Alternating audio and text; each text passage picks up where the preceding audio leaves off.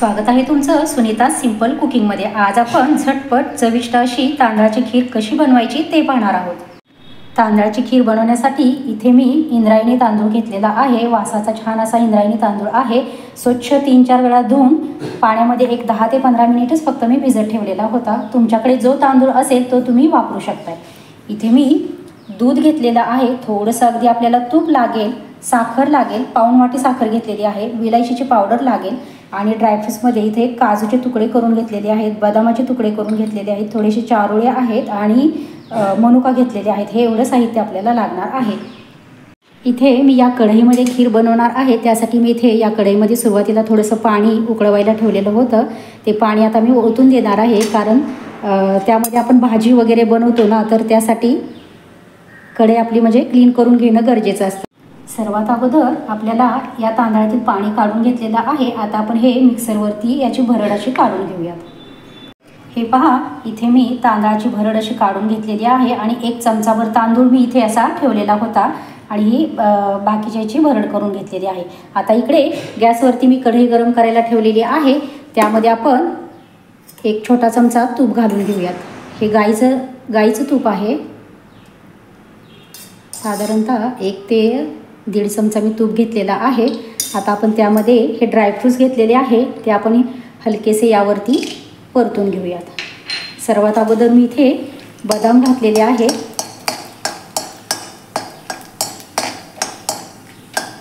आता आपण लगेचच यामध्ये काजू घालून घेऊयात।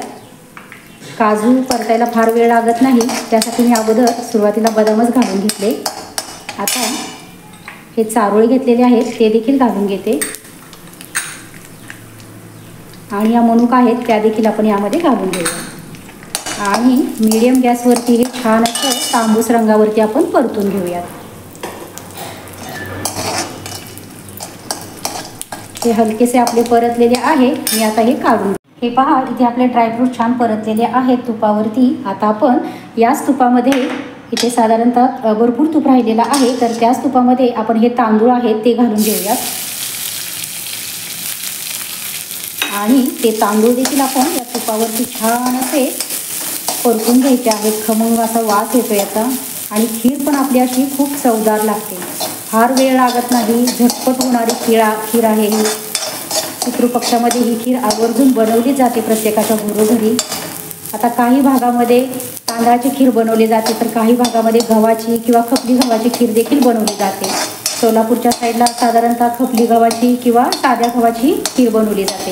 ही पण खीर खूप छान लागते, पण पित्रामध्ये साधारणतः तीच खीर बनवतात त्या साईडला, पण काही भागामध्ये तांदळाची खीर बनवली जाते। आता आपले तांदूळ छान असे भाजून होत आलेले आहे। आता आपण त्यामध्ये दूध घालून घ्यायचे आहे। दूध इथे मी गरम करून घेतलेले आहे, साईसकट दूध मी घालणार आहे।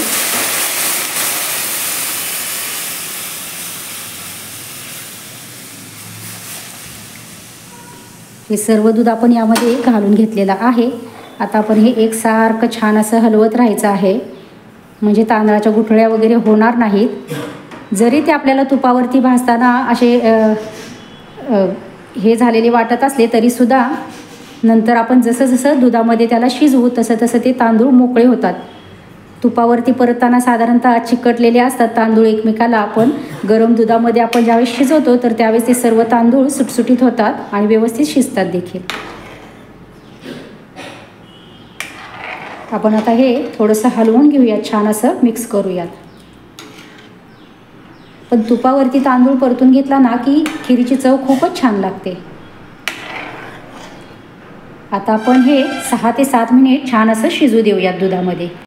हे पहा, आपली खीर छान 6 ते 7 मिनिट छान अशी मी इथं शिजवून घेतलेली आहे, पण अजून थोडीशी पातळ वाटते मला ही खीर। अजून आपण थोडा वेळ हिला शिजू देऊयात, अजून एक 3 ते 4 मिनिट छान अशी आपण ही खीर शिजवून घ्यायची आहे। इथे कुठंही तांदळाची गुठळी वगैरे राहिलेली नाही आहे, पूर्णपणे तांदूळ असा मोकळा सुटसुटीत झालेला आहे। आपण 3 ते 4 मिनिट छानपैकी शिजवून घेऊयात। हे पहा, आपली खीर छान अशी शिजत आलेली आहे। सतत हलवत राहायचं आहे आणि हे कढीचं आहे ते आतमध्येच घ्यायचं आहे। हे पहा, आता आपण यावेळेस इथे हे ड्रायफ्रूट्स आहेत ते आपण यामध्ये घालून घेऊयात आणि विलायचीची पावडर आहे ती आपण इथे घालून घ्यायची आहे। अर्धा चमचा विलायचीची पावडर घातलेली आहे आणि इथे साखर घेतलेली आहे। गोड तुम्ही तुमच्या आवश्यकतेनुसार कमी अधिक करू शकताय। इथे मी साखर देखील घातलेली आहे। आता आपण गॅस थोडा मोठा करूयात आणि ही साखर देखील पूर्णपणे अशी वितळून घेऊयात। आता साखर घातल्यानंतर पुन्हा आपण एक 4 ते 5 मिनिट छान अशी आपली खीर शिजू देऊयात। साधारणतः 13 ते 14 मिनटं म्हणा किंवा 15 मिनटामध्ये आपली खीर अशी छान तांदळाची बनून तयार होते। आता आपण हे शिजू देऊयात थोडा वेळ। हे पहा, आता आपली खीर छान अशी पूर्णपणे शिजून तयार झालेली आहे। जसजशी ही खीर थंड होईल ना तसतशी घट्टसर अशी होत जाते। ही खीर फार पातळही करायची नाही आणि फार घट्टही करायची नाही, आपली मीडियम कन्सिस्टन्सी ठेवायची आहे। आता मी गॅस बंद करते। खीर पूर्णपणे शिजून झालेली आहे। आता आपण ती थंड करून एका भांड्यामध्ये काढून घेऊ। हे पहा, आपली खीर छान अशी थंड, थोडीशी हलकीशी थंड झालेली आहे। आता आपण एका भांड्यात काढून घेऊयात। खीर खूप आपली दाटसर अशी झालेली आहे, पाहू शकताय तुम्ही इथे। अगदी साधी सोपी पद्धत आहे आणि इंद्रायणी तांदळाची खीर चवीला तर खूपच छान लागते, अगदी चवदार लागते बघा ही खीर। तर मैत्रिणींनो, तयार आहे आपली साध्या आणि सोप्या पद्धतीची झटपट होणारी इंद्रायणी तांदळाची खीर। आवडली असेल तर नक्कीच व्हिडिओला लाईक करा, शेअर करा, कमेंट करा। चॅनलवरती अजूनही नवीन असाल तर प्लीज नक्कीच चॅनलला सबस्क्राईब करा व शेजारील बेल आयकॉनही प्रेस करा। धन्यवाद।